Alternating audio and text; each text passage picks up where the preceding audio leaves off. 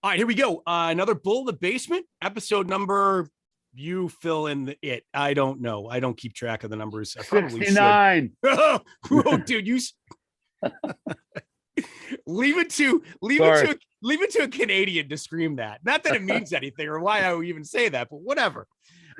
It is I've Bull. never done it before. Oh, awesome! And you can do Freebird at any point too if you want. Freebird! Yeah, there it is. You feel better? Yes. Now say hello, basement. Hello, basement. There it is. My guest today is a great friend of mine. Our relationship goes way back. And listen, if you're not from Buffalo or Western New York, you may not be aware of who he is or what he does or what he's most known for in Western New York. But hopefully by the end of this, let's say next half hour, you're going to have a much greater appreciation for who he is and what he does. His name is Jeremy Hoyle. He's from the band The Strictly Hip, who have been, how many years you've been playing here in Western New York? In Western New York, I guess at least 20. 22. 22. Okay.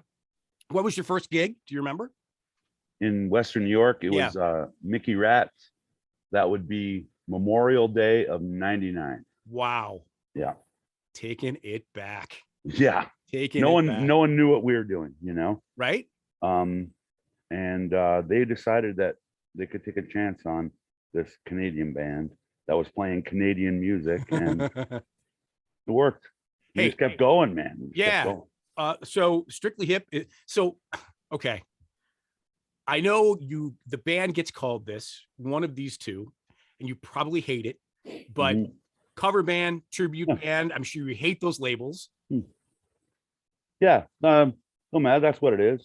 We're playing music that we didn't write, which is, very, very common in the entertainment industry. And we happen to focus on one band, and that band is the Tragically Hip, probably the biggest rock band ever from Canada.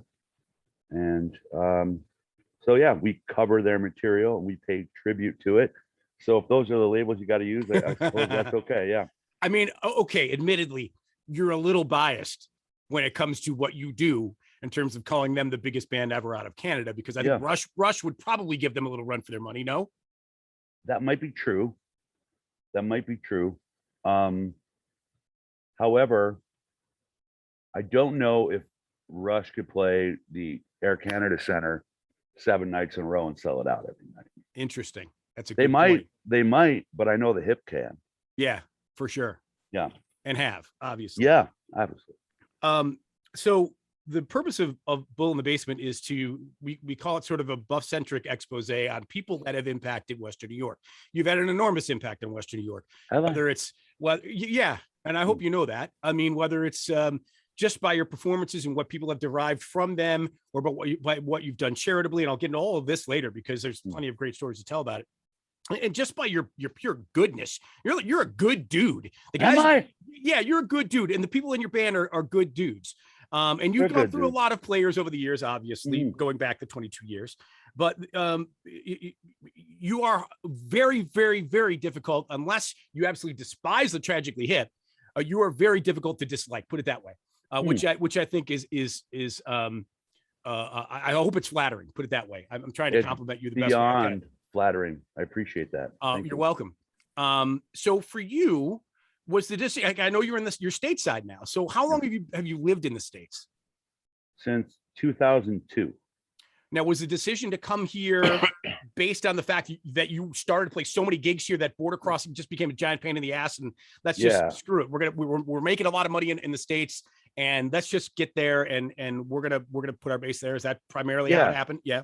Yeah, that's exactly right. Am I there with you right now? Yeah, I got you. Okay. They at the time the US dollar was insane. The exchange rate, and I was playing so much over here that are you seeing me okay? Hey, I got you. Okay. Are you freezing on your end? You froze on my end for a second, but you're good. I still got you. And the 4:00 closing time, right? You're playing till 3:00 in the morning and then have to drive to Canada, all 5 of us. So it just made sense to just start playing over here. And then when we started the Crocodile Bar stuff on Sunday nights, which you know about, it just kind of made it like, we have to be here, you know, have to become part of the community and become part of the city. And that was important. And I think it was ultimately the best decision we ever made, was to just start playing US shows. Jeremy Hoyle with us on Bull in the Basement from the band The Strictly Hip. Huge Western New York music staple, if you will. I'm mad that I don't know this, but what was Fort Erie your hometown? What was your hometown? I'm from Port Colborne. Port Colborne, okay. But I've lived my whole life in Schertzton. Sure, got it. And we've vacationed there a million times, so as so many other Buffalonians. And yeah, I mean, completely different aside for a different time, but man, the border sucks, doesn't it? I mean, I know Americans hate that we can't go there, and Canadians hate that they can't come here. It's just, it blows, and I can't wait for it to get right.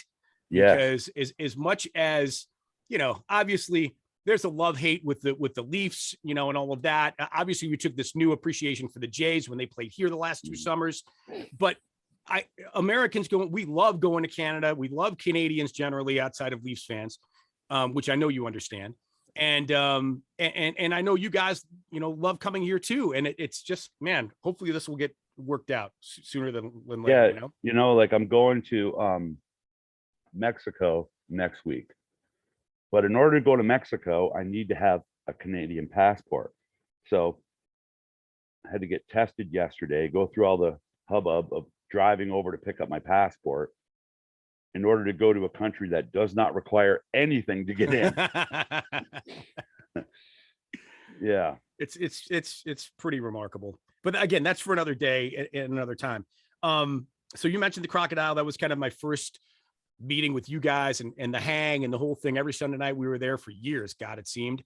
And It was such a good time. And it was industry professionals night, or whatever the hell they called it, where people basically, you know, bartenders and restaurant people, you know, waiters, waitresses, the whole deal.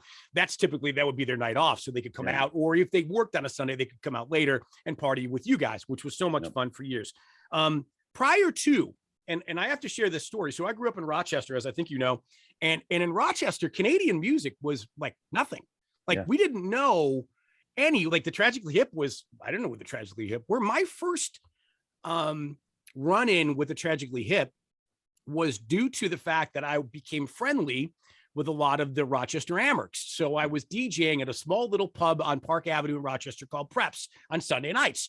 So the Amerks would have Sunday night games, and for whatever reason, actually, I do know the reason, because their apartment complex was walking distance from there. They would come after the games to Preps.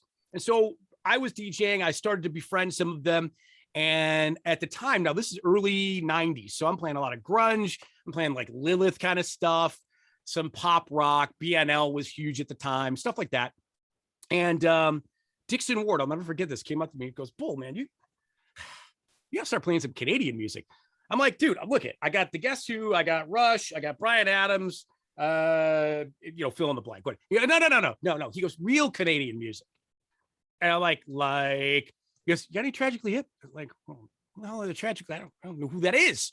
So the next Sunday night, he brings Day for a Night. And now back in the day, everything's on CD. So I'm coming in with milk crates of CDs and those shoulder things with the CDs in them, you know, like hundreds of CDs, bring them into play. So he brings in the Day for Night CD and he goes, just play Grace 2. Everybody will go crazy. I'm like, really? I mean, you guys, like the Amerks, will go crazy. That's 10 of you that are in the bar of the 100, but okay, whatever. The other people might give me a snide look and we'll see what happens. Sure enough, played it, loved it. Fast forward a couple of years, I moved to Buffalo for my job at the Edge, and they're playing all kinds of Canadian music. They're playing, I mean, fill in the blank band, they're playing them. And the Hip was a huge staple of our playlist at the time. And when I first heard that, I kind of didn't understand them, because we know Gord Downie has, and obviously you to mimic his voice, have a really unique voice. I mean, absolutely one of a kind, right? So it was hard for me to figure out why people loved them so much. And then I later figured out that so many people in Buffalo would listen to college radio, BNY at Buff State, who played tons of Canadian music, or more importantly, to CFNY. The signal was great in Buffalo. You get music and radio right out of Toronto in Buffalo. And so that's why so many people, I talked to all my friends who are native Buffalonians, and they are humongous fans of the Hips and the Lowest of the Lows and the Great Big Seas, and go down the list of bands that people outside of this, I don't know, let's say 100-mile radius or less, might not have ever heard Yeah, of, you're right. which is so cool and unique, being a border town of Canada, having that musical part of my life, because I went on to become a gigantic hip fan. I've probably been to, this is not a big number for you, but I've probably been to anywhere between 10 and 15 shows. I had the great opportunity of interviewing Gord Downey on numbers of occasions. And you have carried on a wonderful musical tradition by what you're doing. And I want to ask you about that, in terms of how you, or how your love affair came to be with the Tragically Hip. Let's start there. Well, I can distinctly remember the first time I ever heard it. I was with a bandmate and back in Canada. So it'd be I was in high school, 88. Can I stop you for a second? Yeah. What music were you playing as you're in your band? In the band, the Doors, CCR, Neil Young, you know, like that. Got it. The stuff that you do. Sure. And he said, you got to hear this. And in his car, he played Blow It High Dough for me. And I was like, this sounds like all the stuff I love. It sounds like the Doors, and it sounds like the Stones, but it also kind of sounds like REM. And I was like, play another one. And then he played New Orleans is Sinking. And I was like, well, how did I know about this? You know, he's like, they're playing this weekend. We got to go. So I was like, yeah, let's go. So as soon as you see that live show and you see Gord Downey doing that, you know, minaret thing, how can't you love it? You know? And then when you find out as a Canadian that they, first of all, that they are Canadian, and then second of all, that they're talking about the same experiences that you know, generally, and name dropping places that you've been to. And it's, for a Canadian, that's kind of unheard of at that time. You know, you have your Stompin' Tom Connors, and you have a little bit of that, but this band that was that way, that would talk about the unique Canadian experience, that in a non-nationalistic way, it was very important for people. And I think that's why a lot of people caught on to it in Canada. And then a lot of people that were able to hear it, who in the United States that had Canadian radio reach, could also, they could feel it too. They could understand. Like when you listen to that Day for Night record, that record sounds like it's snowing. You know, it does. It's got a vibe, man. You know, so I think people understand it here in Buffalo. And I think the Buffalo fans of the hip and US fans of the hip are absolutely as fervent as any Canadian fans. People love it. It's a music thing. It's purely about music. It's not about image. It's not about hype. It's not about any of those things. It's purely about music. And that's rare. That's like the Pearl Jam thing, you know. For sure. Had you at any point, like, what was the first time when you found out that the Tragically Hip knew about you guys?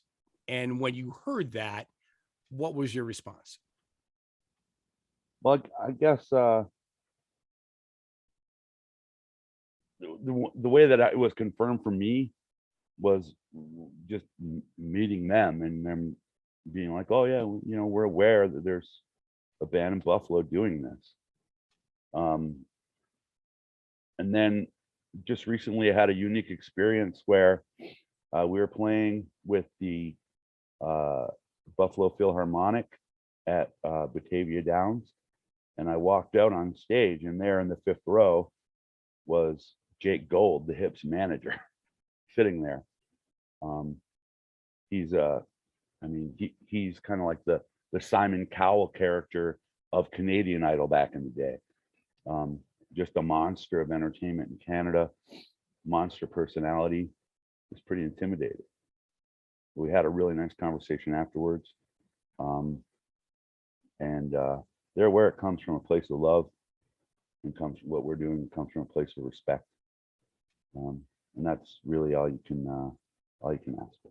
So you guys, and this is an important question, I think, you mentioned respect. Are there things that Gord did or the band did that you won't do respectfully? For sure. First of all, I won't. I go out of my way to make sure I don't dress like Gord. Well, you admit it. You admittedly are two different body types. What do you mean? You're taller. You're taller. Oh, I don't think I am. I think. So, yeah, for that reason as well. I don't dance around like Gord. I don't try to. And to be honest with you, it's really hard not to do that. Try and sing a Stone song in your house while you're vacuuming and not do Mick Jagger. It's really hard. And it's just the same way. You put a terrible visual in my brain just now. You Me vacuuming. Yeah. In the yellow banana hammock. Yeah. No, terrible. And sorry for everyone watching this. Terrible. Well, sorry. Okay, let's back on track, please. Let's think about a much more fit and attractive human dancing around listening to the Stones, and it's hard not to do that stuff. It's the same way with Gord Downie. It's hard not to do it. Yeah, I try not to dress like him. I try not to sound like him. Well, I try to sound like him, but I try not to behave like him. The band the same way. It's just because it's for us, it's about music, and I think that band was about music. It wasn't about. I mean, obviously, it's about Gord's performance, but I think it would just be funny and weird, and I love it too much to do that. I love watching him too much to do it. It's yeah. I don't think I'll ever listen to the Stones while I'm vacuuming again. And I could sort of tell by your facial expression that you're still even today pained from his loss. Oh, geez, bull.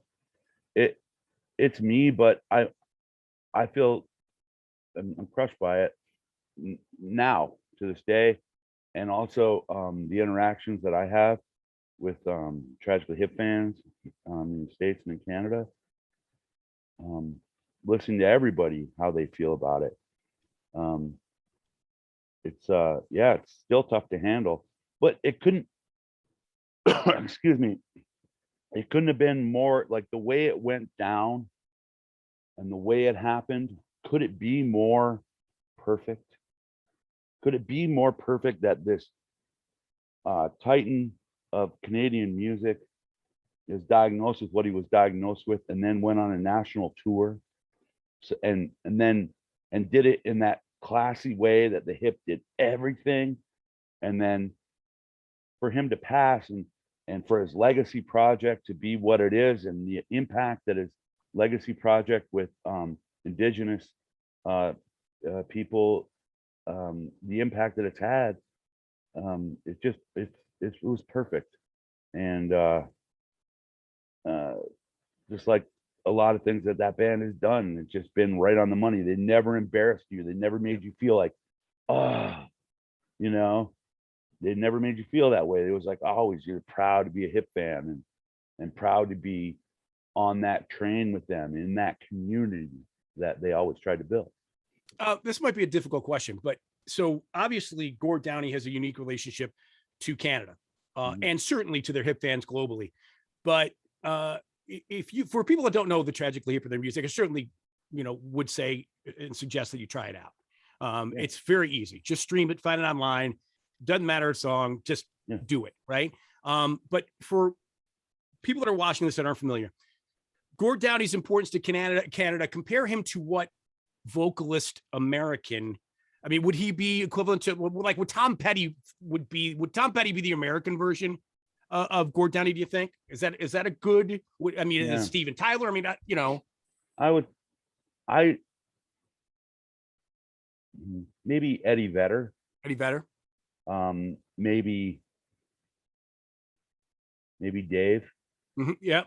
Um, maybe Springsteen. Mm-hmm. Those are all monsters, right? Yeah, for sure. Um, but yeah, Petty. Yeah, it's that thing. It's like it's that music that is played at a million backyard bonfires, right? That's what that's what gets played. That's what gets sung when the guitar comes out. It's Last Dance with Mary Jane, or Mary Jane's Last Dance, whatever the title is, or it's Wheat Kings, or it's you know, um, yeah, it's compared with the monsters, the Yeah, he's biggest. the Yeah, Giants. Yeah, absolutely. Titan was a good word you used earlier. yeah, How many hip fans do you know, or hip songs rather? Do you know? a lot, a lot. Um, Most of the catalog, I wouldn't. I no. I would say. 100 songs. Oh yeah, yeah, for sure, 100. It's impressive. And then there's ones like that you just do once, like just in order to be a completist, is like so this weekend we're playing the entire Fully Completely record. So Alan, our bass player, sends a message to us yesterday, like, on the deluxe version, you can hear this song called Radio Show that's never been released. Why don't we do that? And then the alternate version of this. So it's like, well, there's a lot of those where you just do it once, but there, I mean, we do a lot of them. What's your do you have a favorite song to perform? I go through phases on that. People Yeah. ask me it all the time. Yeah. But the one constant favorite for me is a song that they have called Emperor Penguin. I just love that song. I always have. And sometimes I'll have them on the radio. I still listen to it in the car a lot. And it'll just be like one will just grab me like, oh man, this song, I'm still in love with it. Yeah. I'm totally still in love with it. Like a Bills fan is still in love with the Bills, even though I it's my job. I love it. Are you a lyric guy or a music guy, or both? I'm both. Yeah. I think about that a lot, like how a lot of my favorite songs, non-hip songs, like I don't know the words. Me either. Like, but I can how jam don't to I it. know the words? Yeah, I can air guitar or air Yeah. drum to them for sure. Like I can play the beat. I can hum the melody, but I don't know the words because my brain is fried because I'm old and yeah, did some bad things to it when I was younger. But like I love Good Vibrations by the Beach Boys. One of my favorite songs. I don't really know the words to the song. Like, how is that possible? Right. There aren't very many. Yeah. Like I don't know it. And last week, my daughter, she sang this other song that I love called Don't Worry Baby by the Beach Boys. And she sang it. And I was like, I can't believe I don't know the words. And it's in my top 10 of all time. Yeah. But I love the lyrics. Like with the hip, it's lyrics, man. It's lyrics and vibe, you know? Yeah. Is there a song you won't do for any particular reason?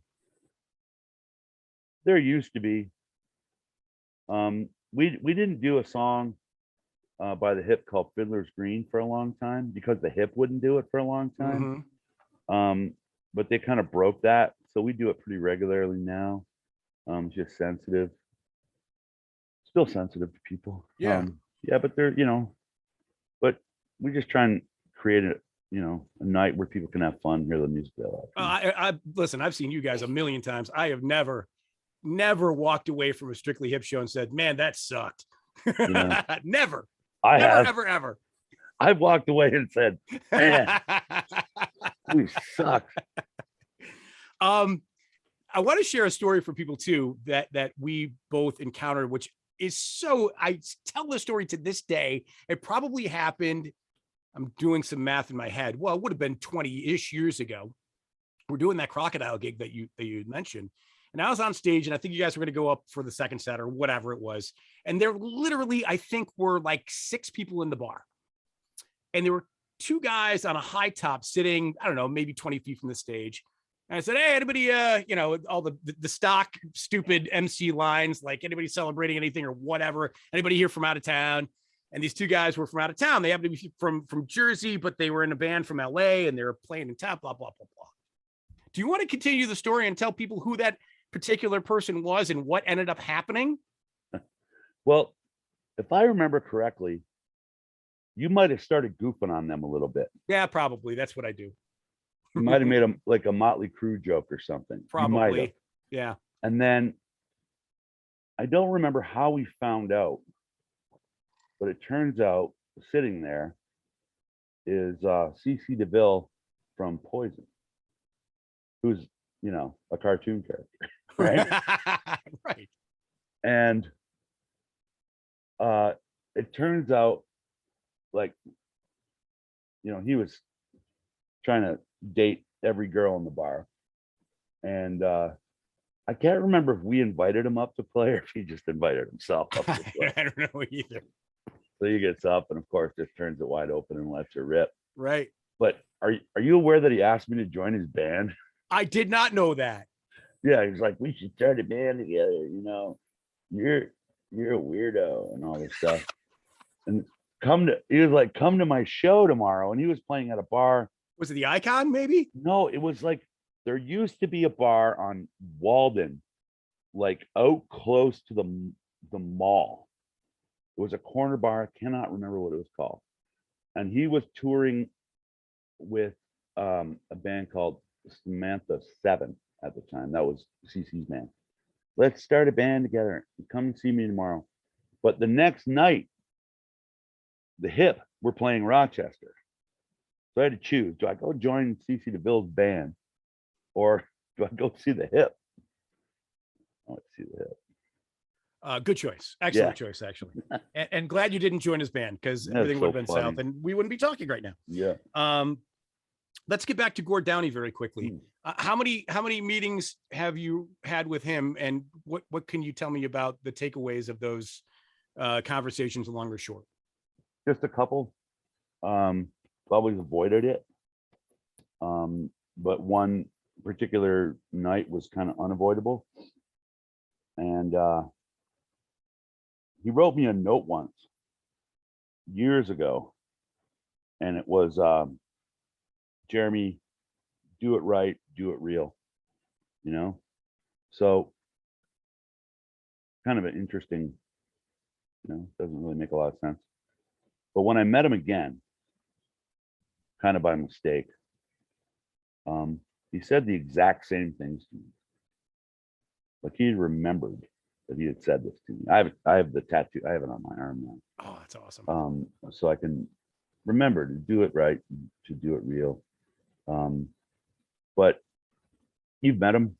He's a cool dude. Oh, he's phenomenal. As humble as they can get, great storyteller, all of it. Yeah. Phenomenal. I didn't know this when we were talking. I had no idea that, and so this was a little close to my heart because when I was growing up as a kid, the Amherst were the farm team of the Boston Bruins. Yeah. Which ended up being his, if you didn't know his story, you would think naturally you'd be a Leafs fan, because Kingston is, it's closer to, obviously, to Toronto than it would be to Montreal or Ottawa, right? Yep. My geography is terrible when it comes to that, but so you would have maybe assumed he was a Leafs fan, but I'm trying to recall the story as to why he was a Bruins fan. Was he friends of the ownership or something, right? No, his godfather is Harry Sinden. Harry Sinden, that's right. Yeah. Yeah. Okay. That's exactly. I knew there was some sort of relationship there, but I learned that I was like, really? And that had made sense after that discussion. So your thing has proved to do you really well. I mean, if it hadn't, you wouldn't be doing it for 22 years. Mm-hmm. Obviously, you're still doing Western New York, but tell us a little bit about your Vegas residencies. I mean, you hear about Vegas residencies and you're hearing, fill in the blank, Guns N' Roses and, Celine Dion and fill in the blank, the biggest names in entertainment. And you guys have done more than one. Is that right? You've done more than one Vegas residency? Yeah, we've done a bunch of them. And when you've played there, you'd assume, because Vegas is so far away and so far removed from Western New York and Canada, who's going to go see the Strictly Hip at a Vegas show? Yeah. Instead, it was completely opposite. You performed in front of thousands of people. Am I right? Yeah. Crazy. It's when the story of it goes is like when Vegas got the hockey team, they were looking for unique ways to promote, or, they don't really have to promote, but just create cool experiences there. And one thing led to another, and we end up getting invited to go and play for the Sabres game there. And it was, I mean, out there, they don't understand hockey culture at that time. Hockey culture, Buffalo culture, Canada culture, any of those things. So we're playing this music that nobody knows, and hundreds of Sabres fans show up, right? And it was like, what is this? So we got a call the next week, and we're like, hey, well, that Winnipeg's coming next week. Will it work? Yes, it will. So we came back, and then thousands of people came. So they're in Las Vegas. We're working for MGM, New York, and what? No one understands it. The crew doesn't understand it. The agents don't understand. Nobody gets it. So we just kept doing this more and more and more. And so it's like a mixture of hockey fans that are there in town. And then you get a mixture of people that live in Southern California and Arizona that are Canadian or from this area that will drive for that music. So that's the same thing. Like, we're going to Atlanta next week, and it's just a similar thing. Like, there's just people that will come from all over for the music. They love the hip scene. It's remarkable. I remember talking to a friend who, now this is again probably 10, 15 years ago, but he had been in multiple cities where the Tragically Hip were playing small clubs. I mean, clubs that might hold maybe 150 people, maybe the size of the Mohawk or something, right? Mhm. In downtown Buffalo. If you live here, you know what that is. But it's a tiny room. And they would play, and it could be in a major metropolitan city. It could be in DC, could be in San Diego, LA, whatever. There might be 32 people in the crowd, right? And the best thing, according to my buddy that was at some of these shows, was that the Hip, basically, they had a set list and they threw it away. Like, what do you want to hear? Okay. I mean, how cool is that? And basically, these handful of folks got their own unintentionally private Tragically Hip show. And for you guys, I mean, it's still super cool. You talk about how there are so many expats from here and from Canada in some of the big cities in the States that, yeah, it can work. And now you're seeing for yourself how it does. It's awesome. Yeah, people, it's like we were talking about earlier. There's some connection with the music, with the hips music, that is so, it gets in people's DNA, and people that dig it understand the community of people that are around it.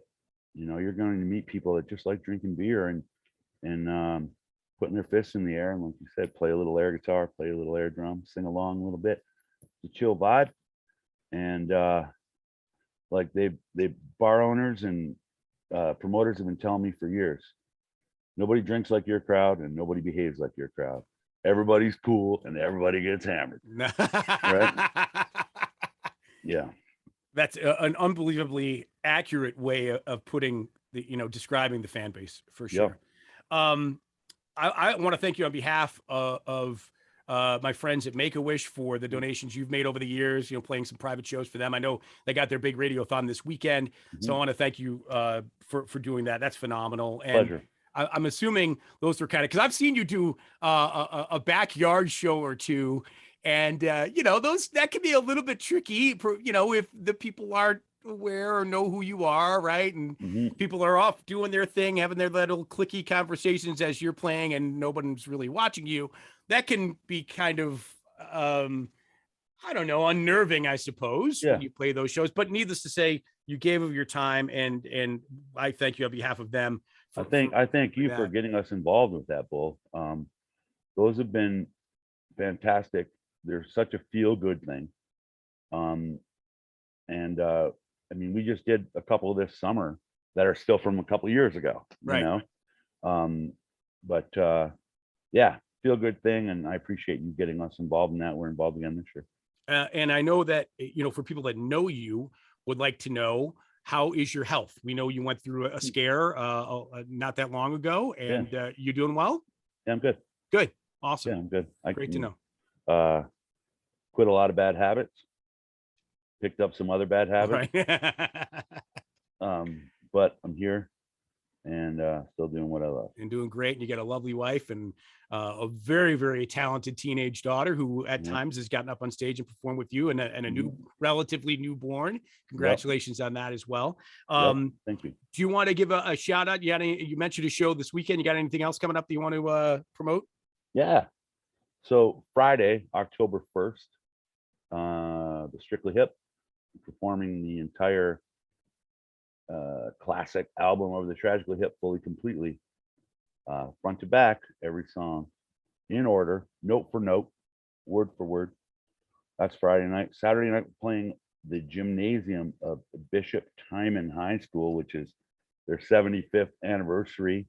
That's over in South Buffalo. They don't like to drink in South Buffalo. No. So it's probably going to be pretty boring. And then the 8th, we're playing in Atlanta, the Atlantic Canada Fest.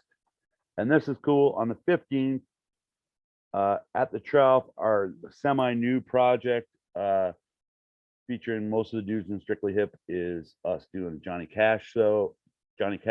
We call that American Deluxe. Bunch of great Johnny Cash songs. So ultimate Canadian music, ultimate American music. Right on, right on. Awesome. And for people that want to find you online, your website, your socials, all that good stuff, thestrictlyhip.com. all you need to know. Yep. Very good. Beautiful seeing you, man. You look great. We love Well, you. I love you, man. You're my boy. I think about you often. And well, you know how I feel about you. Yeah, well, we're happy that you could do this, and we're definitely going to do it again at some point too. If I don't talk to you before the holidays, and I'm sure I will, enjoy them. I can't believe we're even talking about them, and I mostly mean Halloween. But yeah, enjoy the rest of the calendar year, and hopefully we'll talk sooner than that, before the end of it. But thanks for being in the basement with me, man. All the best to you, Bull. Thank you so much, my friend. Brother. Appreciate it, man.